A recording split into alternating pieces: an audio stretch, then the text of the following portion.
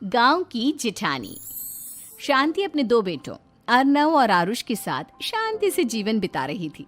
लेकिन शांति के पति सोहन से उसकी कभी कभार थोड़ी अनबन हो जाती थी। एक दिन शांति रोज की तरह सुबह का खाना बना रही थी, तभी दरवाजे की घंटी बजी।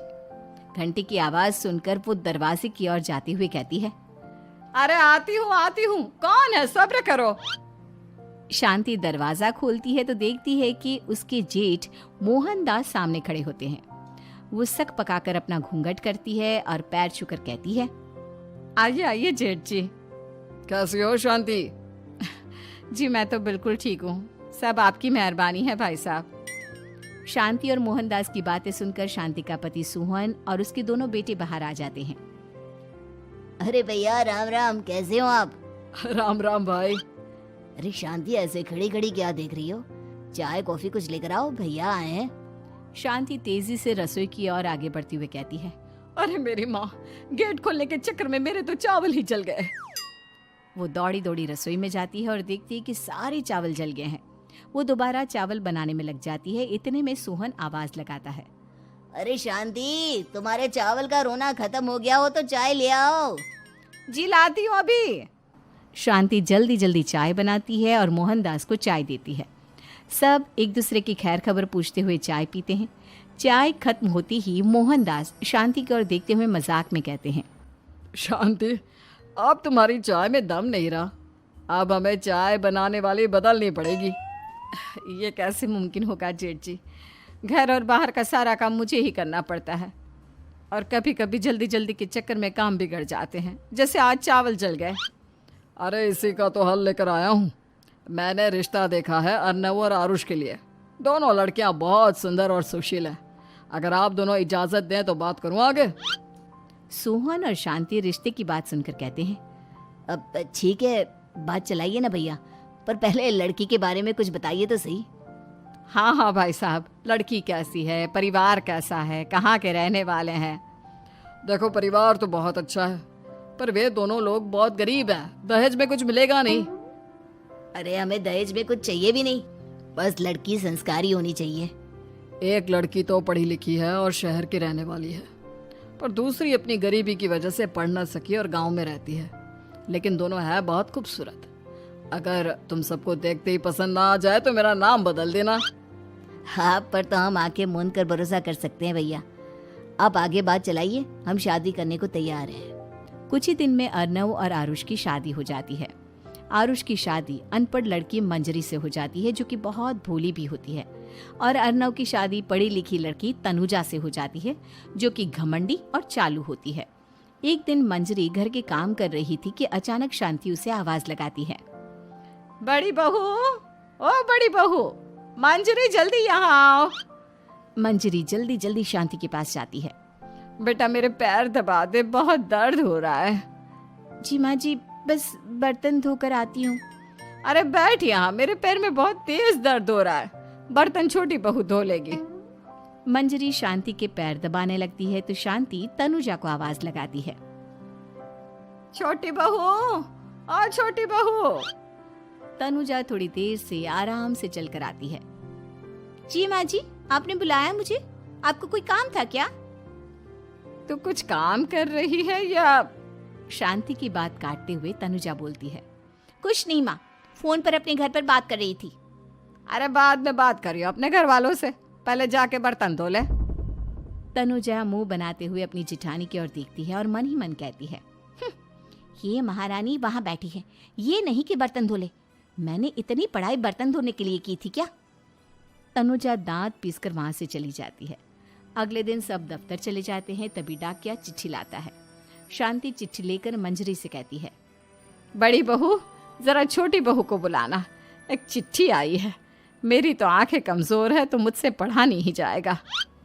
मंजरी तनुजा के पास जाकर कहती है, तनुजा, तुम्हें माँ जी बुला रही हैं।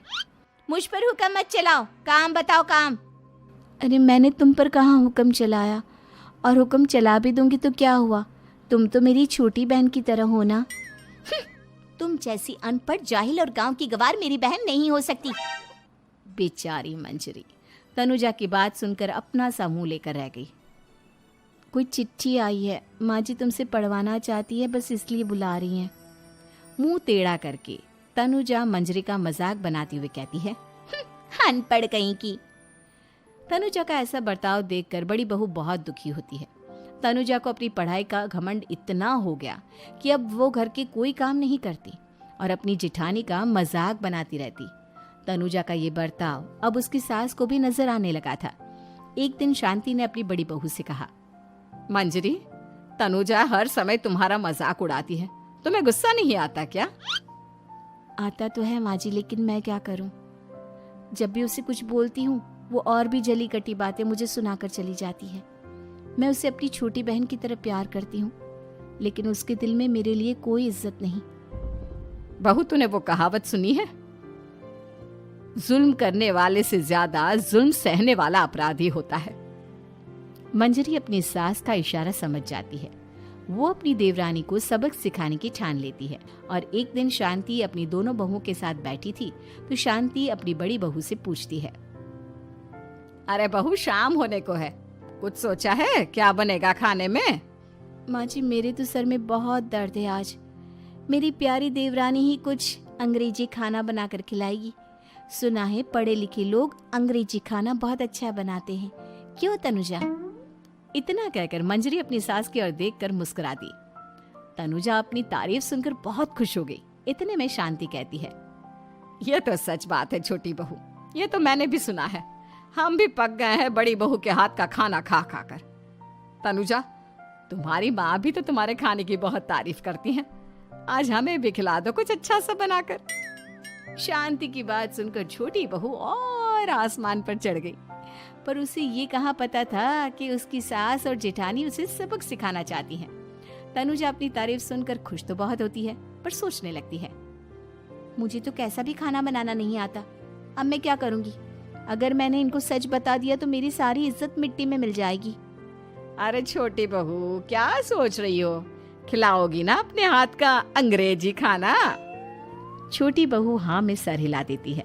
अचानक से उसके दिमाग में एक आइडिया आता है। मैं इंटरनेट से देखकर कुछ बना लेती हूँ, मेरी वाहवाही पूरे घर में हो जाएगी। मुझे कौन सा रोज रोज बनाना है। माँ जी, आज आप सबको ऐसा खाना खिलाऊंगी, ऐसा खाना खिलाऊंगी कि... इतने में शांति छोटी बहू की टांग खींचते हुए कहती है कि पता नहीं कैसा खाना खिलाओगी। ए ऊपर वाले, हमारी रक्षा करना। इतना बोलकर शांति और मंजरी दोनों जोर जोर से हंसने लगते हैं। अब तनुजा रसोई घर में चली जाती है और खाने की तैयारी करने लगती है, पर उसे रसोई घर की चीज़ों के बारे में तो कुछ नहीं पता। जैसे तैसे सारी चीज़ें निकालती है और इंटरनेट पर देखकर खाना बनाती है। कुछ ही देर में सब लोग घर आ जाते हैं। अरे सुनते हो, आज का खाना हमारी छोटी बहू बना रही है। अरे वाह, आज तो फिर कुछ अंग्रेजी खाना खाने को मिलेगा। कुछ ही देर में खाना बन जाता है तो छोटी बहू सबका खाना लगा देती है। इतने में बड़ी बहू कहती है, क्या बात है देवरानी जी, आज तो बहुत अच्छी खुशबू आ रही है। ये बात तो सही कही बड़ी बहू तूने, खुशबू तो अच्छी है। ऐसी खुशबू तो मेरे खाने में भी नहीं आती। सब मिलकर छोटी बहू की बहुत तारीफ करते हैं और छोटी बहू 7वें आसमान पर बैठ जाती है। अब सभी खाना खाते हैं।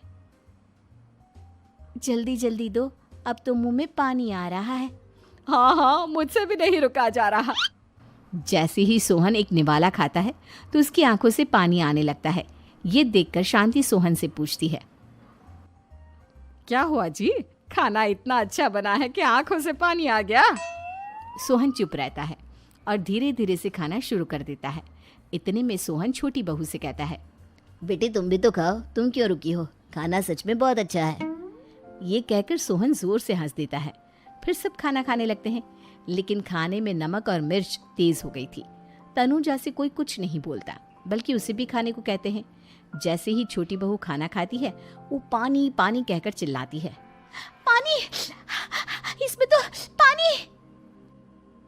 ये खाना तो सच में इतना अच्छा बना है कि हमारे साथ साथ देवरानी जी भी इसके स्वाद को कभी नहीं भूल पाएंगी।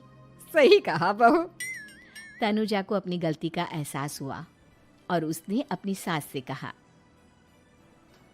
माँ जी ये मेरी गलती नहीं है, इंटरनेट पर दिखाया था कि 4 चम्मच नमक और मिर्च डालने हैं। अब मंजरी को भी मौका मिल गया और उसने तनुजा पर तंज कसा।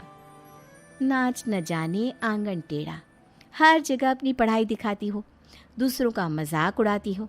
अब पता चला ना, हर चीज़ में पढ़ाई काम नहीं आती। और तुम तो शहर में रही हो, तुम्हें तो मुझसे भी अच्छा खाना बनाना आना चाहिए ना।